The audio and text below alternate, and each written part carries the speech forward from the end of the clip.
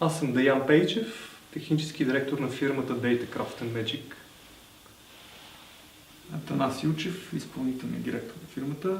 Двамата с Дидо реално основахме и сме основните автори на идеята. Здравейте!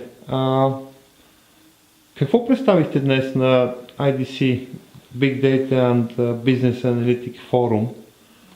Днес представихме един нов подход за изграждане на Search Engine и работещия прототип, който фирмата Datacraft Magic изгражда в момента в услуга на бизнеса.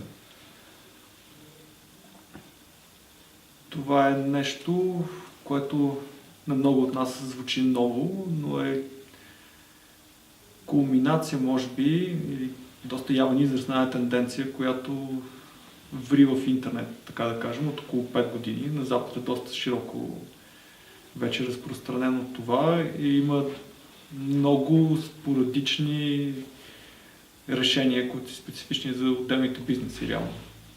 Тепърва вече технологиите позволяват създаването на решения, които са много по-леки и много по-лесно решават всичките тези проблеми, които преди са отнели много повече време и специалисти и не знам какво още. В общи линии представихме начина как в съвременния свят, съвременните технологии, изграждането на иновативни Search Engine става възможно и се фокусирахме върху това, че самите потребители участват, по-скоро участват също така в изграждането и фокусирането на тези нови, чисто иновативни Search Engine. Длъжен съм да попитам, кажете малко повече за Datacraft Magic. Как възникна идеята? От кога е на пазара? Имате ли клиенти? Кои са те? Datacraft Magic е на пазара относително отскоро. Ние сме стартъп компания в България, която се финансира от Eleven Startup Accelerator фонда. Как започна идеята? Ние имаме технологичен бекграунд, който засяга Data mining технологиите, Big Data анализите, работата с изключително много данни и лека по лека започнахме да достигаме до това, че технологиите, които ние владееме, са изключително удачни и много напреднали в такава насока, в която може да се започне в момента една нова революция в търсенето в уеба като цяло. И това, че хората са свикнали да живеят в комфортна зона, в търсенето, което вече не им дава страшно много, особено когато те искат да използват търсачките, за да изграждат някакъв бизнес.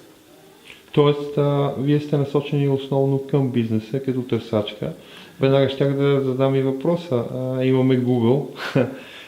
С какво е различно това, което създавате, тази търсачка? Тук мога аз. Добре. Значи с Google ситуация е много интересна. Да, имаме търсачка. Обаче там какво се получава? Google, въобще когато е изработен техния алгоритъм, интернет е бил около 500 пъти по-малък. Mm-hmm. Сега те се опитват горе-долу това, което се получава, че също решение се опитват да обхванат много по-голяма, много повече информация. Тоест преди ако сме имали един резултат верен, сега са 500, сега са 50 страници. Как решават те Google какво ще излезе напред, до това се свежда всичко вече, кое ще първите страници, ще на първата страница даже. Почнали се да напипват, да се чуват как да го решават, измисли си един алгоритъм, където ви следят абсолютно всичко, каквото правите и на база на това те преценяват какво да ви покажат. И пишем ние на Google нещо, излиза резултат, да, то е смислен. Обаче смислен е в началото реално. Първите някои резултати са смислени. Добре са се справили, колкото позволява ситуацията. Обаче това ли всъщност е всичко? Дали няма по-нататък нещо, което е доста по-смислено и което ще ни свърши много работа, обаче понеже някой друг решава вместо нас и на базата на техните неща, те си преценили това да ни го покажат. Малко на мен ми прилича на аналогията с прясното мляко. Трябва ни прясно мляко, отива в магазин, взимаме, има всякакви видове. Ама доколко прясно мляко е това прясно мляко още? Да, май прилича на прясно мляко, по нагласена на вкус да е такова. Опитваме се да видим етикетите. Да. Има си всичко това като Google, имаме си етикетче, имаме си хубавия външен вид, имаме си точно на място, където ще ни е удобно да го вземем. Обаче пък доколко е истинско това? И сега като крайен потребител, мен специално не ме касае, ползваме си Google, да се върнем към реалния случай. Обаче ако това е бизнес, аз ако правя сирене, ако взема такова млякото, нищо няма стане. Ние реално достигнахме до идеята за търсачките, за вертикални търсачки, впоследствие да установим, че тази тенденция има и тепърва се задава нова вълна, реално базата на това. Но ние достигнахме до това благодарение на реалните проблеми на хората в консултантски бизнес. Трябваше да разработим едно решение, то дължим до голяма степен на тях, че стигнахме до тази идея, но то на тях това не им върши работа.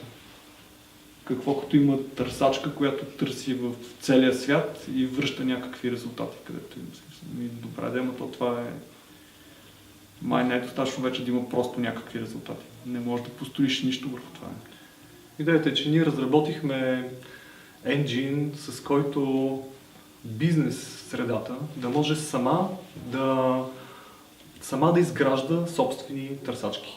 Това е нещо, което вече бизнесът се усеща, че има нужда от него. Да. Използването на тривиални search engine по-скоро ограничава бизнеса, отколкото да му дава свобода на реализация.